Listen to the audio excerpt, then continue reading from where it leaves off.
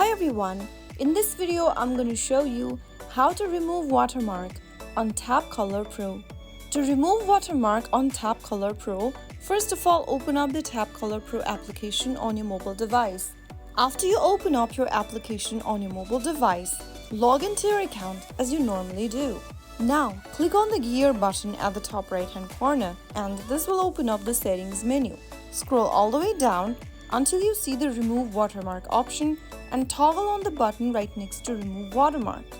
In order to remove watermark from your project, you will need to go ahead and subscribe to the VIP membership.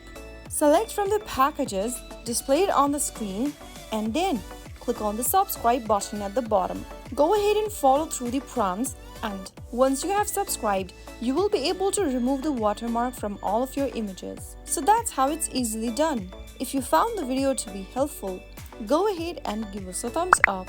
Don't forget to subscribe to our channel by hitting the subscribe button. Press on the bell icon so that you'll never miss another upcoming upload from us. I will be back again in the next video. Thank you for watching.